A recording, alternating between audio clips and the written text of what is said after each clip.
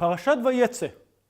In the stories of Genesis, Jacob is a character with the most depth. We read much about him. He matures right before our eyes. He changes his character. He goes from being the Jacob that harms people to the one named Israel. We encounter our father Abraham at age 75. Indeed, he encountered many trials, but they all point to the depth of faith he already had. And the changing of his name from Avram to Avraham is meant to explain his purpose as a father of many nations. We do not know much about Isaac.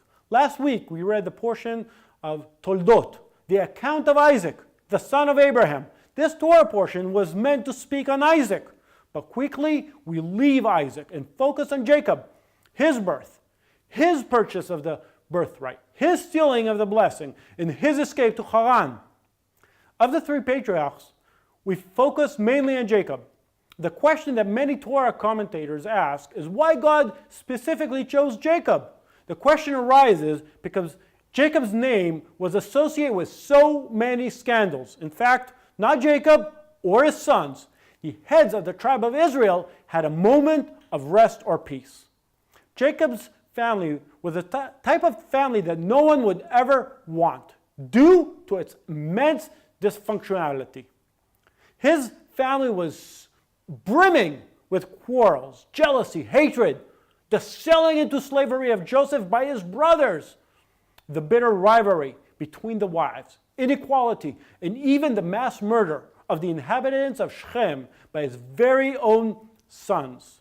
There are those who explain that the three patriarchs are the pillars on which the people of Israel are built.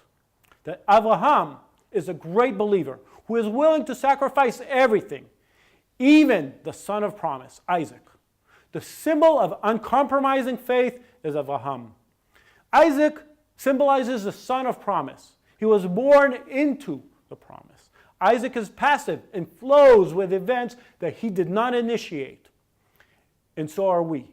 We flow into the course of life. We are born, and on the 8th day, we enter the Jewish life cycle without anyone asking us. We live the promise that was given to our predecessors. What does Jacob symbolize? Jacob is a symbol for our national character, trouble. We are people who throughout history live in instability. As a nation, we are going through wars, going out and coming back from exile, running away from those who want to hurt us. No matter what we go through in life, Jacob went through worse. Have we been cheated? Our father Jacob was cheated 10 times more. Are there those that want to hurt us? Jacob's brother wanted to kill him. Do we have problems with their children? Our problems with our children cannot compare to those that Jacob had with his children. Yet, Jacob always sought peace. And I believe that this is our good quality. At the end of the day, we seek peace and quiet. Our Torah portion begins with a dream. And this is one of the notable subjects in our portion, Jacob's ladder.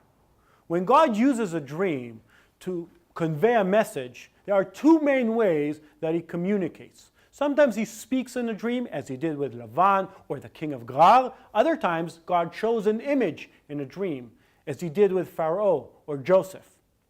One of the most famous dreams in the New Testament is the dream vision that Peter had on the roof in Jaffa, in Acts chapter 10. Simon Peter was hungry for bread, and while food was being prepared, he fell asleep and dreamt of food. In the dream, a sheet falls from heaven with all kinds of unclean animals, and he hears from heaven, "Kill and eat." Peter's initial answer is, "No way, I've never eaten anything unkosher." And so this dream appears 3 times. Today, there are those who interpret this dream as a permission to eat anything, as if the biblical kosher laws do not apply to us today, that God made everything clean. But if we look at these verses, we can see that food is used only as a parable. In these verses, God teaches the first believers and us to receive the Gentiles into the community, to accept each person equally. Peter rises from this dream confused. trying to sort out what he saw, what God is trying to tell him. And then God sent him messengers from Cornelius and commanded Peter to accompany them to his home. Peter understood God's message, and in Acts chapter 10, verse 28, he said to them, "You are well aware that it is against our law for a Jew to associate with or visit a Gentile. But God has shown me that I should not call anyone impure or unclean." The dream about food is not an instruction for the first believers to eat all unclean things. The dream is meant to teach the first believers to receive every person, Jewish or not. God created everyone in His name, in His image. After Peter arrives in Cornelius' house, he testifies and teaches about Yeshua HaMashiach. And after he finishes, the Holy Spirit comes and fills the inhabitants of the house. And Peter baptizes them. But what happens after that? When Peter goes up to Jerusalem, the believers there complain about him, saying, "We heard that you go to the homes of Gentiles and eat bread there." Why? Peter explains. This appears in Acts chapter 11 from verse 1 onwards. "I dreamt a dream, and God commanded me not to call unclean what He made clean. Then I woke up, and God commanded me to go to Cornelius' house. There I preached the gospel, and they received the gift of the Holy Spirit, and I baptized them." I repeat this story only because the New Testament tells it twice.